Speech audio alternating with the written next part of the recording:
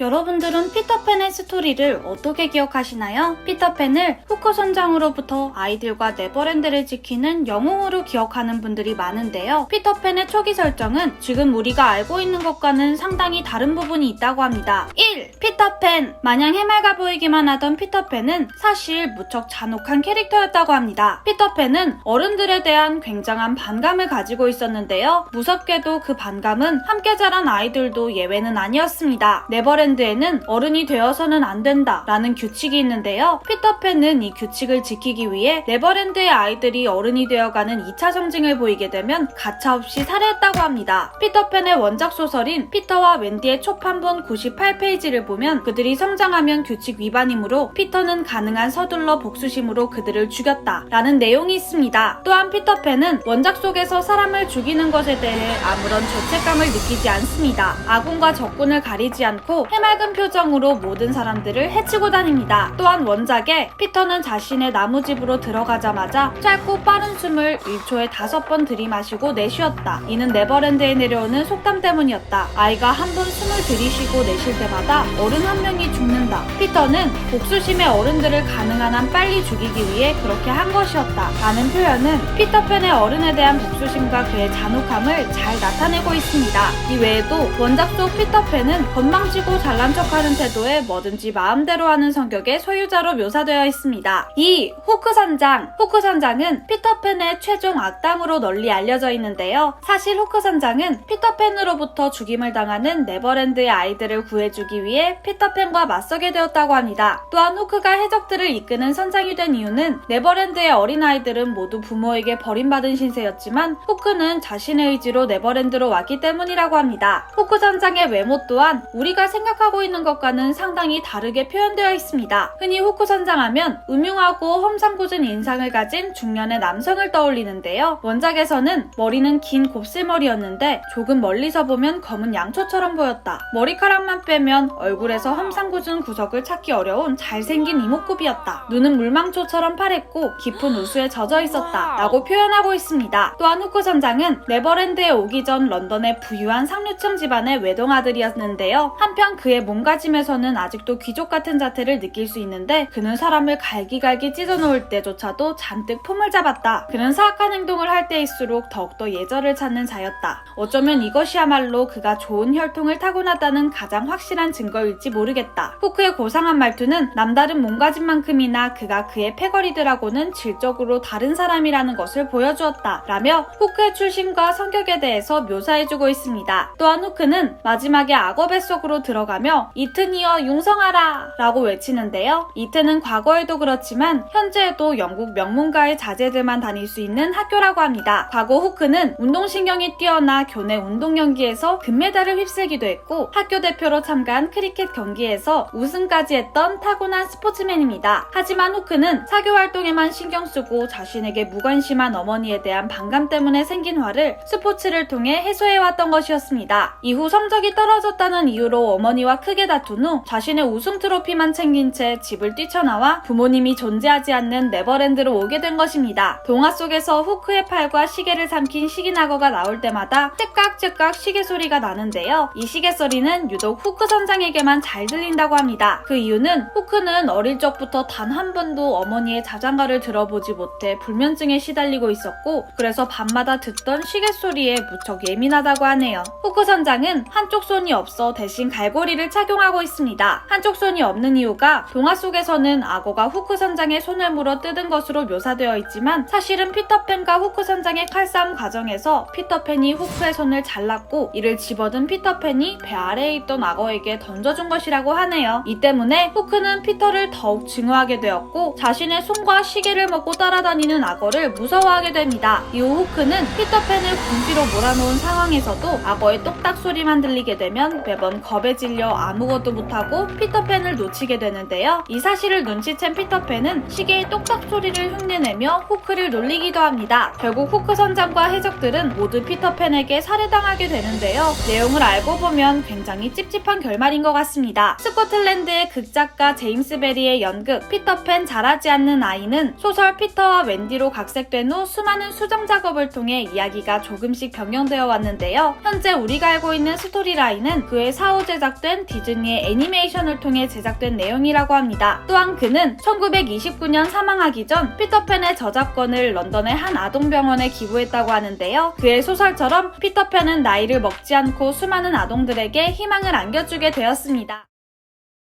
거짓말하면 코가 길어지는 피노키오가 위험천만한 모험 끝에 사람이 되어 아버지인 제페토와 행복하게 살았다는 동화 피노키오의 이야기 모두 알고 계시죠? 하지만 피노키오의 원작은 우리가 아는 것과는 다르게 상당히 잔혹한 내용들로 담겨있다고 하는데요. 1883년 카를로 로렌치니는 피노키오의 원작인 피노키오의 모험을 집필했습니다. 이 소설은 목수인 안토니오가 식탁다리를 만들기 위해 도끼질을 하는 장면으로 시작합니다. 아파요. 너무 세게 치지 마요. 갑자기 들려오는 소리에 안토니오는 겁에 질린 채 주위를 둘러봤지만 그곳엔 자신 말곤 아무도 없었습니다. 하지만 도끼질을 할 때마다 들려오는 의문의 소리에 안토니오는 두려움에 빠져 더 이상 도끼질을 할 수 없었는데요. 그때 마침 안토니오의 지인인 제페토가 찾아왔습니다. 안토니오는 제페토에게 방금 벌어진 상황을 설명한 후 말하는 나무 조각을 넘겨줬습니다. 집으로 돌아온 제페토는 말하는 나무 조각으로 꼭두각시 인형을 만들어 인형극으로 돈을 벌 계획을 세웁니다. 이렇게 만들어진 인형이 바로 피노키오였죠. 인형은 눈이 완성되자 눈동자는 움직여서 제페토를 빤히 쳐다보았고 코는 완성되자마자 늘어나기 시작했습니다. 입을 만들자 인형은 낄낄대며 웃어대기 시작했는데요. 우여곡절 끝에 작업을 마친 제페토는 피노키오에게 먼저 걷는 법을 가르쳤습니다. 그러자 혼자 걸을 수 있게 된 피노키오는 곧장 거리로 뛰쳐나갔습니다. 제페토는 그런 피노키오를 찾아 나섰는데요. 하지만 겨우겨우 찾아낸 피노키오는 집으로 돌아가고 싶어 하지 않았습니다. 그리고 그런 모습을 본 마을 사람들은 불쌍한 피노키오, 괴팍한 제페토의 손에 맡기면 산산조각 날 거야 라며 오해를 하고 말았는데요. 결국 제페토는 경찰에 의해 체포되고 말았습니다. 그 모습을 본 피노키오는 만족해하며 스스로 집으로 돌아왔습니다. 바로 그때 누군가의 목소리가 들렸습니다. 100년 넘게 제페토의 방에서 살아온 말하는 귀뚜라미 크리켓이었죠. 그는 피노키오에게 충고를 해주었지만 오히려 화가 난 피노키오가 던진 망치에 맞아 목숨을 잃고 맙니다.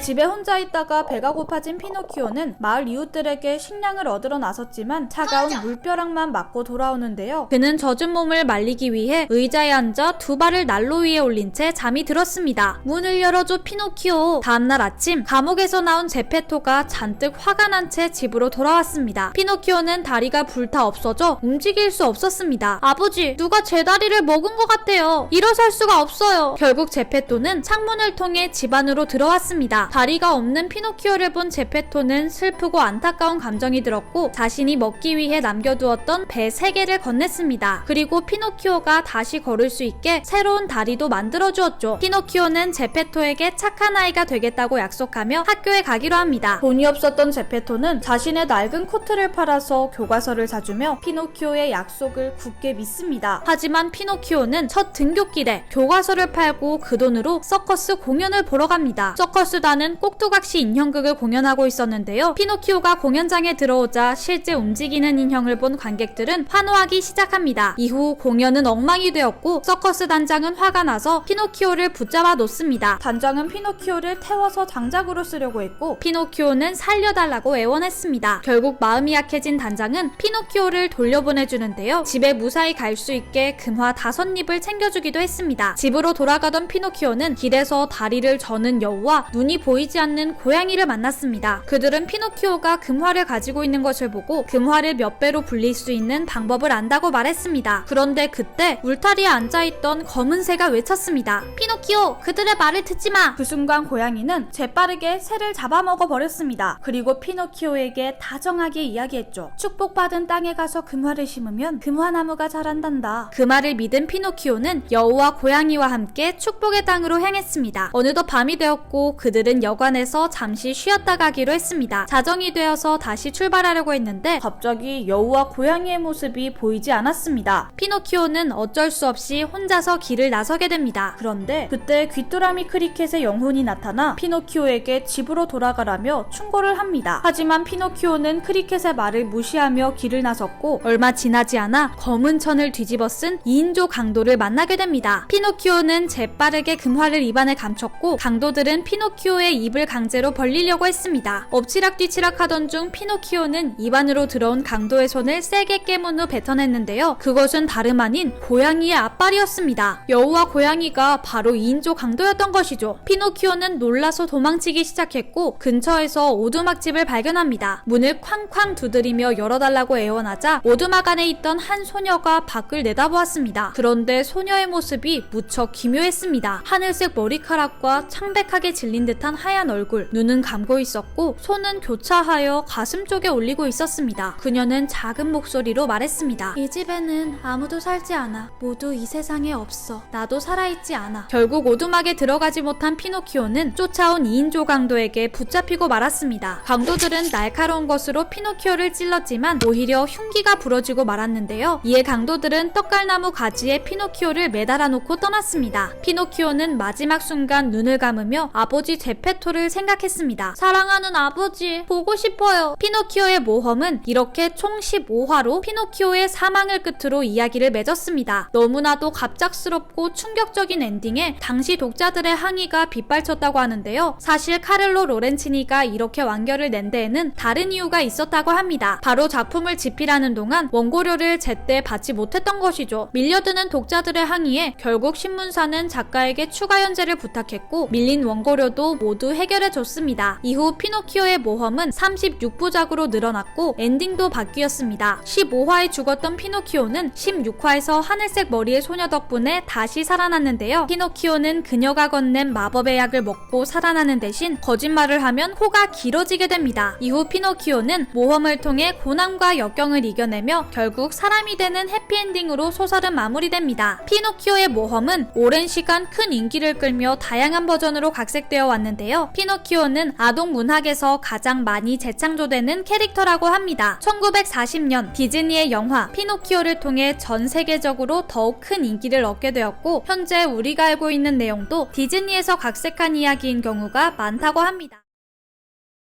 어린 소녀가 늑대를 만나는 이야기로 우리에겐 빨간 모자 혹은 빨간 망토로 익숙한 동화, 하지만 우리가 알고 있던 것보다 더욱 잔혹하고 끔찍한 이야기가 숨겨져 있습니다. 빨간 모자의 기원은 프랑스의 오래된 구전 민담입니다. 14세기 프랑스와 이탈리아 시골 농부들 사이에서 널리 퍼졌던 가짜 할머니 이야기부터 17세기까지 유럽 각지에서 입에서 입으로 비슷한 형태의 이야기들이 전해 내려왔죠.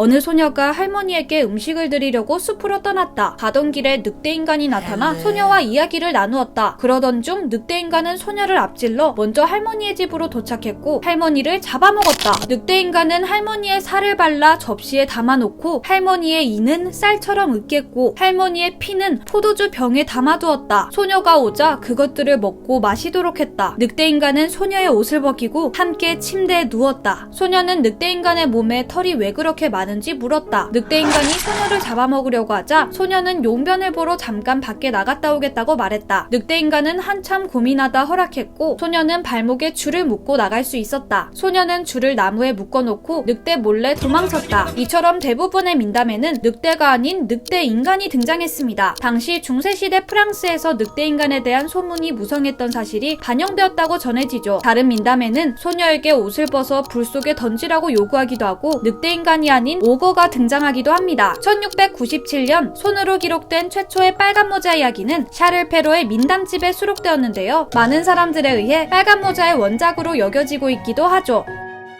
소녀의 엄마는 소녀에게 와인과 케이크를 주었다. 깊은 숲에 사는 할머니에게 전달하라는 심부름이었다. 늑대가 숲을 지나는 소녀를 발견했고 멀리서부터 졸졸 따라가다가 친절하게 말을 건넸다. 소녀는 행선지를 밝히며 병든 할머니를 만나러 간다고 말했다. 늑대는 할머니에게 줄 선물로 꽃을 몇 송이 따는 게 어떻겠냐고 제안했다. 소녀가 꽃을 따고 있는 사이 늑대는 할머니의 집으로 가 할머니를 잡아먹었다. 뒤늦게 소녀도 늑대의 정체를 알아차렸지만 결국 잡아먹혔다. 샤를 페로의 이야기에는 해피엔딩도 없고 뒷이야기도 없습니다. 사냥꾼이 구조하러 오지도 않고 소녀가 도망칠 수도 없었는데요. 페로는 이 이야기에 교훈이 있다고 강조했습니다. 시골에서 잘 자란 매력적인 소녀가 늑대처럼 수상한 자의 말을 잘 들었기 때문에 늑대의 전역감이 된 것이다. 늑대는 협박하거나 폭력을 휘두르지도 화를 내지도 않았다. 다정하고 정중하게 대하는 늑대가 사실은 가장 무서운 존재였다는 것을 어찌 알았으랴. 이렇듯 샤를 페로의 교훈은 당시 프랑스의 살롱 문화를 여성들을 포함해 남성들의 시선을 받는 젊은 여성에게 충고하는 것이었죠. 페루의 민남집이 출간된 지 100여 년이 지난 후 그림 형제로 널리 알려진 야코프 그림과 빌헬름 그림에 의해 동화집에 수록되었습니다. 이때 사냥꾼이 늑대의 배를 갈라 할머니와 빨간 모자를 구하는 내용의 결말로 바뀌었는데요. 시간이 지나며 이전의 어두운 내용들은 점점 순화되었고 현재까지도 다양한 판본들이 생겨나고 있습니다. 나무꾼이 도끼로 나무를 쓰러뜨려 늑대의 머리를 맞추는 이야기, 늑대가 사냥꾼과 나무꾼에게 실컷 두들겨 맞은 뒤 사과하면서 소녀와 친구가 된다는 이야기, 그리고 하얀 망토가 피로 물들어 빨갛게 된 것이라는 설정들도 존재하죠. 알고 보면 잔혹한 동화들, 그 잔혹함의 끝을 본다면 과연 어디까지 가능할까요?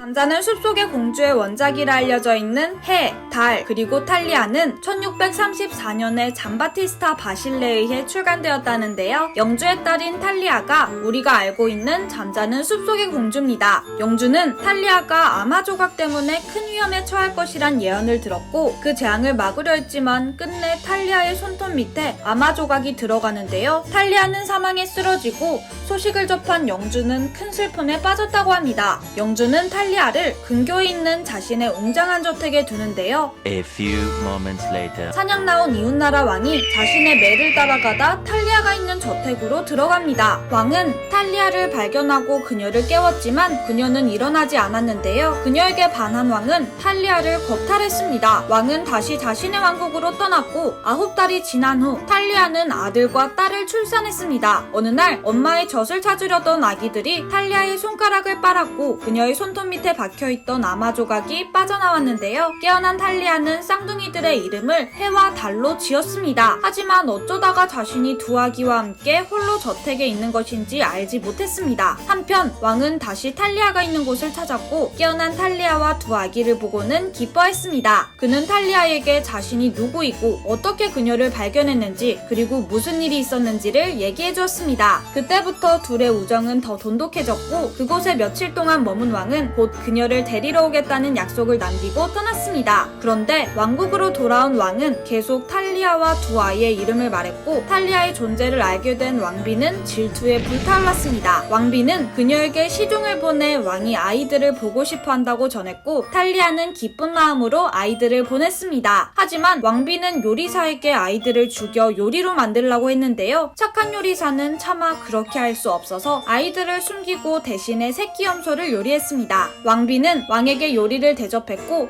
자신의 아이들을 맛있게 먹는 왕의 모습을 보며 이렇게 말했다고 합니다. 드세요, 드세요. 당신의 것을 먹고 있는 거니까요. 왕비는 탈리아에게 왕이 그녀를 기다리고 있다고 했습니다. 탈리아는 왕국으로 갔고 그녀를 본 왕비는 탈리아를 불에 던져버리려고 했습니다. 탈리아는 옷이라도 벗을 수 있게 사정했고 왕비는 금과 진주로 수놓아진 탈리아의 예복들을 얻기 위해 이를 허락했습니다. 탈리아는 한 겹씩 옷을 벗으며 비명을 질렀고 그 순간 왕이 달려와 무슨 일인지 묻자 왕비는 아이들이 어떻게 되었는지 이야기했습니다. 왕은 절망하며 불 속에 왕비와 시종을 집어넣습니다. 그리고 요리사까지 불에 넣으려 하자 요리사의 아내가 아이들을 데리고 왔는데요. 그 후 왕은 요리사에게 큰 상을 내리고 탈리아와 결혼해 아이들과 함께 오래오래 행복하게 살았답니다. 해, 달, 그리고 탈리아는 우리가 아는 잠자는 숲속의 공주 이야기와 사뭇 다른데요. 지금의 시각으로는 이해되지 않는 부분들도 있었습니다. 내용을 들은 사람들은 벌을 받아야 하는 왕은 왜 멀쩡한지 모르겠다. 왕비가 잔인하긴 하지만 분노는 이해된다는 반응이었다고 하네요. 또 다른 버전으로는 왕자와 공주 사이에 아이가 둘 생기는데 왕자의 어머니가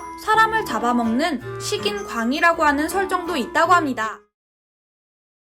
백설공주는 그림 형제가 민담을 듣고 1812년에 동화로 제작했다고 알려져 있는데요. 백설공주를 괴롭힌 왕비는 그녀의 새엄마가 아닌 친엄마였고 백설공주의 나이는 7살이었다고 합니다. 왕비는 매일 아침 거울에 서서 누가 가장 아름다운지 물었고 자신의 딸이 자신보다 아름답다는 사실에 화가 나 사냥꾼을 불러 백설공주를 숲에 데리고 가서 죽이도록 명령했습니다. 그리고 증거로 그녀의 폐와 간을 가지고 오라고 하는데요. 사냥꾼은 백설공주를 숲으로 데려갔습니다. 숲에서 그녀를 죽이려 하자 그녀는 목숨을 살려달라고 간절히 애원했는데요. 이를 가엾게 여긴 사냥꾼은 그녀를 보내줬고 대신 어린 멧돼지의 폐와 간을 가져갔습니다. 왕비는 그것이 백설공주의 것인 줄 알고 요리해 먹었다는데요. 백설공주는 숲을 떠돌다 난쟁이의 집을 발견했고 그녀는 7 난쟁이와 함께 생활하게 되었습니다. 한편 거울을 통해 백설공주가 살아있다는 사실을 안 왕비는 변장한 후 그녀를 찾아가 3번의 살해 시도를 합니다. 처음엔 레이스트 바디스라는 예쁜 가슴끈을 사라면서 입혀주고는 그 끈을 확 조여서 질식사시키려 했으며 그 다음은 독이 묻은 빗으로 백설공주의 머리를 빗겼는데요. 성공했다 생각하고 돌아갔지만 거울을 통해 백설공주가 죽지 않았다는 것을 알게 됩니다. 거듭된 실패에 왕비는 이번에는 독사과를 만들어 그녀에게 주었고 아무 의심도 하지 않은 백설공주는 독사과를 먹고 쓰러져 사망했는데요. 난쟁이들은 차마 백설공주를 묻을 수 없어 유리관을 짜서 안에 공주를 안치하고 숲에 두었습니다. 백설공주는 오랜 시간 관 속에 누워 있었고 여전히 눈처럼 희고 피처럼 붉었습니다. 어느 날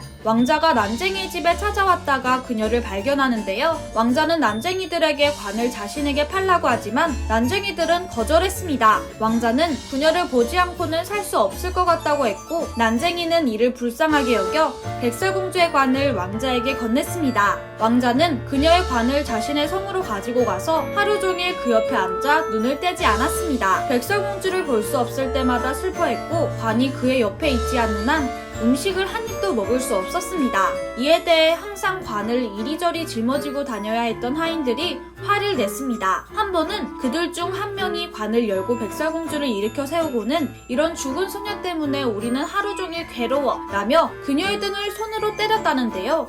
그러자 사과 조각이 그녀의 목구멍에서 나왔고 백설공주는 다시 살아났습니다. 왕자는 백설공주에게 청혼했고 결혼식을 잡았습니다. 백설공주의 엄마인 왕비 역시 결혼식에 초대되었는데요. 그날 아침 왕비는 거울을 통해 젊은 여왕이 자신보다 더 아름답다는 말을 들었습니다. 그녀의 질투는 그녀를 그 결혼식에 이끌었고 젊은 여왕을 보게 만들었는데요. 도착했을 때 젊은 여왕이 백설공주였다는 사실을 알았다고 합니다. 왕자와 공주는 그녀에게 빨갛게 달군 쇠로 만든 신발을 신겼으며 죽을 때까지 춤추는 벌을 주었다고 합니다. 그런데 키르미 사회의 알고 보면 무시무시한 그림 동화에서 백설공주는 고문을 즐기며 아버지인 왕과 근친상간을 일삼고 7 난쟁이들과도 육체적 관계를 맺는다고 하는데요. 한편 백설공주가 사실 16세기에 실존했다는 주장이 제기돼 화제가 되었습니다. 독일의 백작 필리프 4세의 딸 마르가레테라는 여성이 바로 백설공주의 실존 인물이었다는 설이 있었다네요.